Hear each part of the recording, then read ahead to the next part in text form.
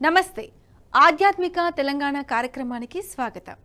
తెలంగాణ రాష్ట్రంలోని ప్రాచీన దేవాలయాల గురించి ఎంత చెప్పుకున్నా తక్కువే. స్వామివారి మహిమలు, విచిత్రాలు, ఆలయ నిర్మాణ సౌందర్యాలు, ప్రకృతి సోయగాలు, పరిసరాలు, ఘాట్ రోడ్లు చూస్తుంటే భారతీయ సంస్కృతి సంప్రదాయాలు ఎంత గొప్పవో కదా అని మది పులకించిపోతుంది. అలాంటి విశిష్టమైన ఆలయంలో ఒకటి మన్యంకొండ వెంకటేశ్వర స్వామి ఆలయం. ఎంతో దూరాన ఏడుకొండల మీద కొలువైన తిరుమల శ్రీనివాసుని దర్శించుకోలేని వారి కోసమే ఆ శ్రీనివాసుడే తిరుమల నుంచి నడిచి వచ్చి ఇక్కడ కొలువైనాడని భక్తులు విశ్వసిస్తారు. ఆ విశేషాలను చూద్దామా?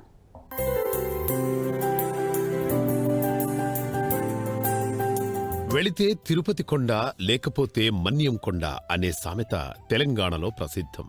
ఎందుకంటే ఎంతో దూరంలో ఉన్న తిరుపతి వెంకటేశ్వర స్వామి వారిని వ్యయప్రయాసలకు ఓర్చుకొని దర్శించుకోవడం దుర్లభమని భావించిన వారు మన్యంకొండలో వెలసిన వెంకటేశ్వర స్వామి వారిని దర్శించుకొని తరిస్తారట.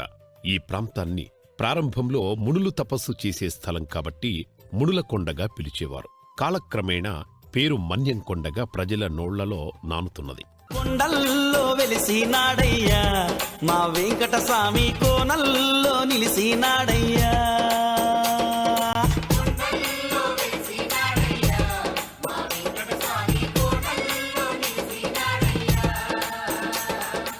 దాదాపు 600 సంవత్సరాల క్రితం తమిళనాడులోని శ్రీరంగం సమీపంలో గల అళహరి గ్రామ నివాసి అళహరి కేశవయ్య కలలో శ్రీనివాసుడు కనిపించి, కృష్ణానది తీర ప్రాంతంలో గల మన్యంకొండపై నేను వెలిసి ఉన్నానని, కావున నీవు వెంటనే అక్కడికి వెళ్లి నిత్య సేవా కార్యక్రమాలను నిర్వహించాలని ఆదేశించి అంతర్ధానమయ్యారట.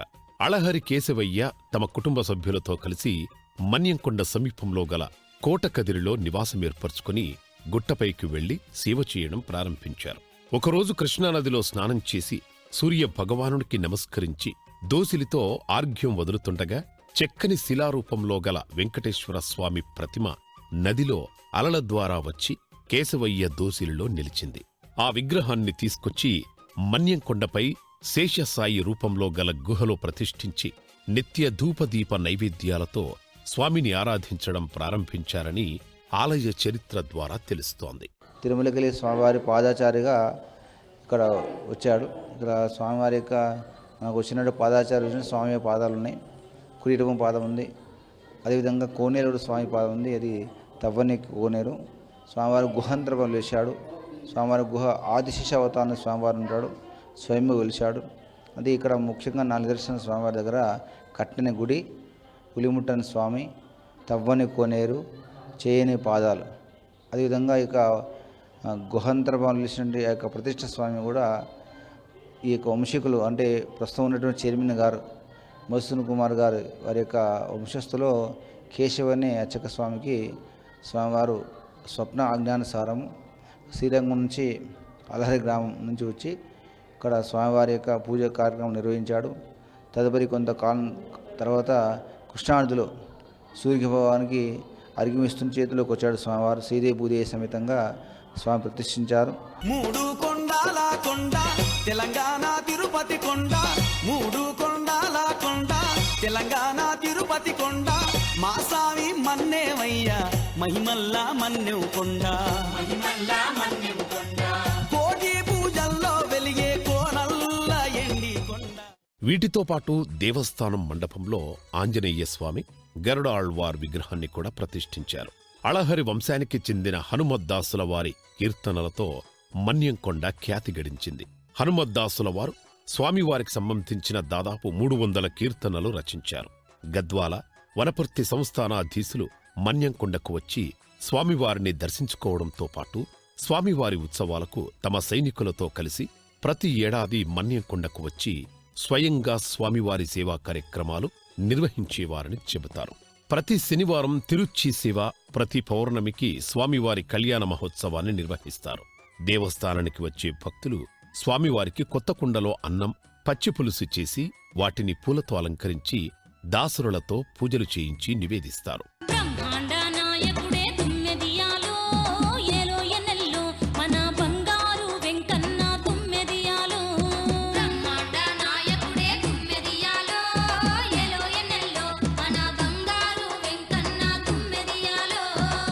మన్యంకొండ శ్రీ లక్ష్మీ వెంకటేశ్వర స్వామి దేవస్థానం ప్రతి ఏటా మాఘశుద్ధ పౌర్ణమి రోజున బ్రహ్మోత్సవాలు అంగరంగ వైభవంగా జరుగుతాయి.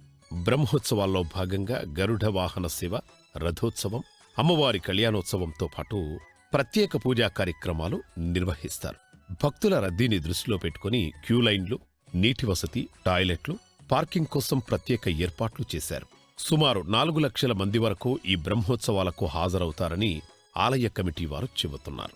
అనేక దేవాలయాల్లో కొన్ని మహిమలు, ప్రత్యేకతలు ఉన్నట్లే ఈ ఆలయంలో కూడా కొన్ని ప్రత్యేకతలను చెప్పుకుంటారు. తిరుమలలో 7 కొండలైతే ఇక్కడ 3 కొండలపై స్వామి వెలిశారు.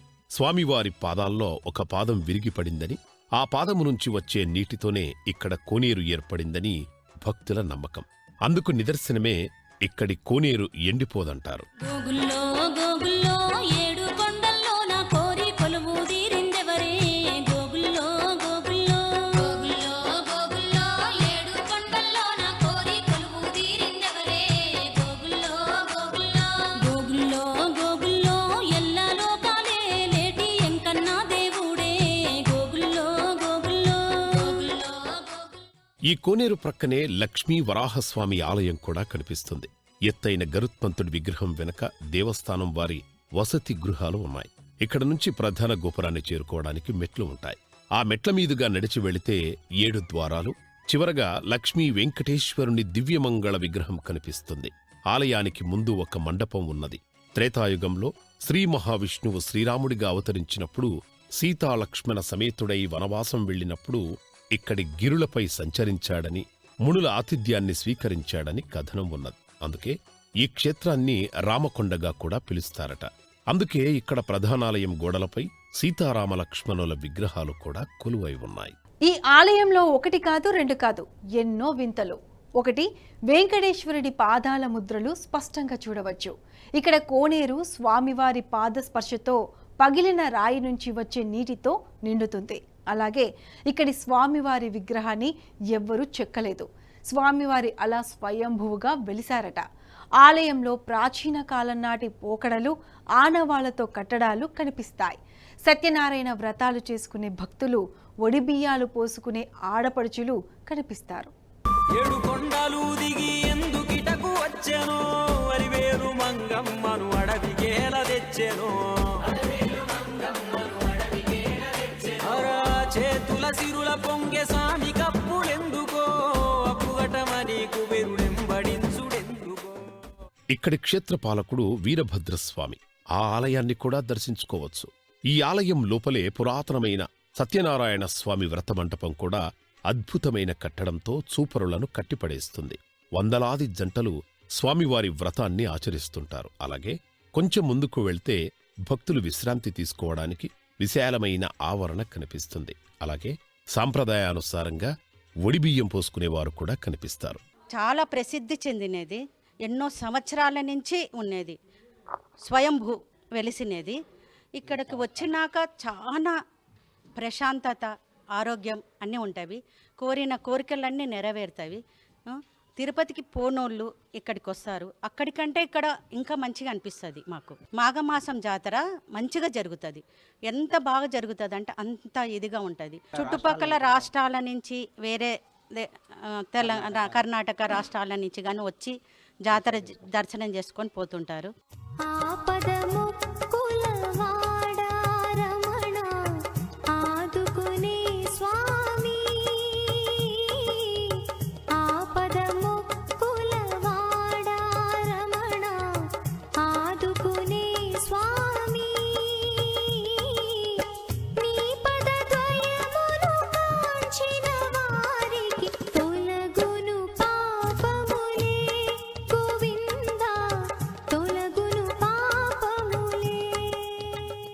స్వామివారు తిరుమల నుంచి నడిచి వస్తూ కొండమీదిగా పైకి వెళతారని, ఆ పాదముద్రలు కొండమీదకు వెళ్లే మార్గంలో కనిపిస్తాయని భక్తులు విశ్వసిస్తారు. ఆ విధంగానే ఇక్కడ కోనేరు ప్రాంతంలో కూడా స్వామివారు పాదం పెట్టారని, అక్కడి బండ పగిలిపోయి నీరు బయటికి వచ్చిందని, ఆ నీటితోనే కోనేరు ఏర్పడ్డదని పురాణ కథనం వినిపిస్తుంది. అలాగే ఇక్కడి దేవుడి విగ్రహాన్ని కూడా ఏ శిల్పీ చెక్కింది కాదు, వెంకటేశ్వరుడే స్వయంభూగా ఆ ఆకారంలో వెలిశాడని భక్తులు విశ్వసిస్తారు. శ్రీనివాసుని శ్రీనివాస గోవింద శ్రీ వెంకటేశ గోవింద భక్తవత్సల గోవింద భాగవత ప్రియ గోవింద గోవింద హరి గోవింద వెంకటరమణ గోవింద. మేము మా తాతల కాడ నుంచి కూడా ఇక్కడ ప్రతి సంవత్సరం దర్శనం చేసుకుంటాము. మరియు మా నాన్నగారు మేము చిన్నప్పటి నుంచి ప్రతి సంవత్సరం దర్శనం చేసుకుంటాము. గతం కంటే అభివృద్ధి విషయంలో ప్రత్యేకత ఆలయ కమిటీ వారు అనేక విషయాల్లో సౌకర్యాలు కల్పించారు, మంచి దర్శనం చేయించారు. మన తెలంగాణలో అక్కడ ఆంధ్రలో తిరుపతి దేవాలయం కంటే కూడా తెలంగాణలో ఏడుకొండల వెంకటేశ్వరుడు మన్నంకొండ అనే ప్రత్యేకత మాకుంది. మన్యంకొండ స్టేజి నుంచి గుట్టపై వరకు సుమారు 3 కిలోమీటర్ల ఘాటు రోడ్డు ఉంది. ఎత్తైన గుట్టపై స్వామి కొలువుదీరారు. భక్తులను ఆహ్వానిస్తూ ఏర్పాటు చేసిన ఆర్చ్ చూడగానే శరీరంలో పులకరింత కలుగుతుంది. ఆర్చ్ దాటగానే రహదారికి 2 వైపులా నిర్మించబడిన మండపాలు చూపరులను ఆకట్టుకుంటాయి. చుట్టూ గుట్టలు, పచ్చని వాతావరణం చూపరులను ఎంతగానో ఆకట్టుకుంటాయి. దేవస్థానానికి వచ్చే భక్తులు గుట్టపై నుంచి కిందికి చూస్తే పరిసరాలు ఎంతో ఆహ్లాదకరంగా కనిపిస్తాయి. దేవస్థానం ముందు కోనేరు ఉంది. అలాగే ఈ కోనేరుకు సమీపంలో ఉలిముట్టని స్వామివారి పాదాలు ఉన్నాయి. కొండపైకి చేరుకోవడానికి మెట్ల మార్గం కూడా ఉన్నది. వందలాది మంది భక్తులు గోవిందనామ స్మరణ గావిస్తూ మెట్లెక్కుతూ వెళ్లే దృశ్యాలు కళ్లకు ఇంపుగా చూడవచ్చు.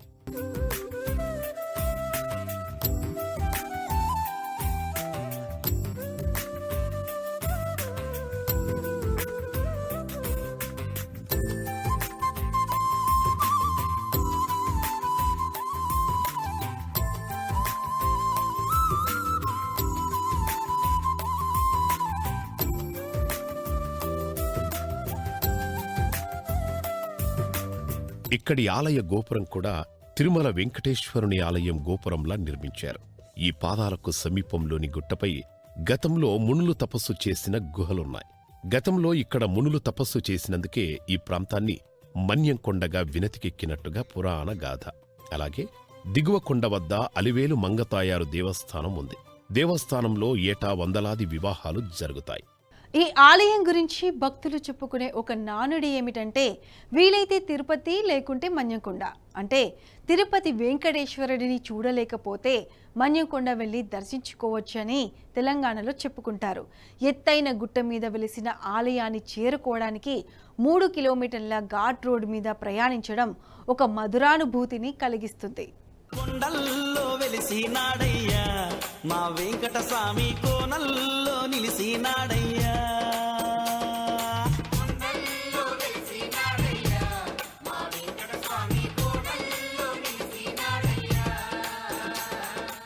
ఆలయంలో అన్ని రకాల సేవలు, అభిషేకాలు, పూజలు నిర్వహిస్తారు.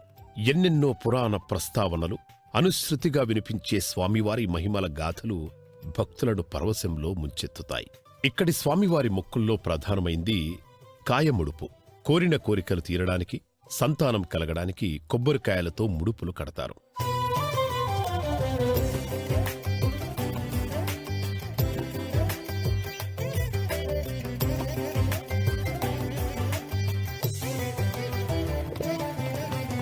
హైదరాబాదు నుంచి కర్ణాటక, రాయచూర్, నారాయణపేట, ఆత్మకూర్, మక్తల్, యాద్గిర్కు బస్సులు మహబూబ్ నగర్ మీదుగా మన్యంకొండకు వెళుతుంటాయి.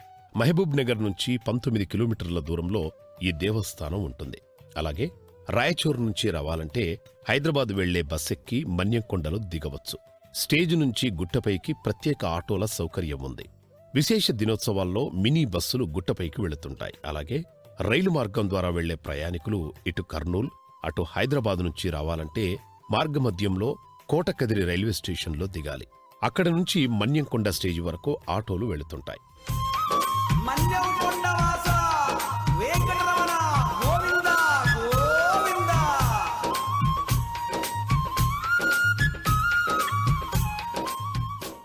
ఎంతో మహిమాన్వితం, ప్రకృతి సౌందర్యానికి నిలయం, పురాణ ప్రాశస్త్యం, యుగాల నాటి చరిత్ర కలిగిన మన్యంకొండ శ్రీ లక్ష్మీ వెంకటేశ్వర స్వామి వారి ఆలయానికి శని, ఆదివారాలు, పండుగ దినాల్లో విపరీతంగా భక్తుల తాకిడి ఉంటుంది. ఎత్తైన కొండపై ఆలయం నిర్మించబడటం, అనేక ఉపాలయాలు, ప్రాచీన కట్టడాలతో భక్తులను ఆకర్షించే ఈ కొండకు రాష్ట్రం నలుమూలల నుంచే కాక మహారాష్ట్ర, కర్ణాటక నుంచి కూడా విశేష సంఖ్యలో భక్తులు తరలివస్తారు. సాధారణంగా కొండ గుహల్లో లక్ష్మీ నరసింహస్వామి వారు దర్శనమిస్తారు. కాని మన్యంకొండ గుహల్లో లక్ష్మీ వెంకటేశ్వర స్వామి వారు దర్శనమిస్తారు.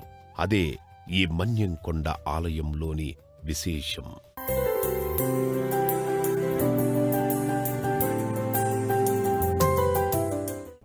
చూస్తారు కదా, మన్యంకొండ వెంకటేశ్వరుని ఆలయ విచిత్రాలు, విశేషాలు, వింతలు. మరో ఆలయ విశేషాలతో మీ ముందుంటాం. నమస్తే.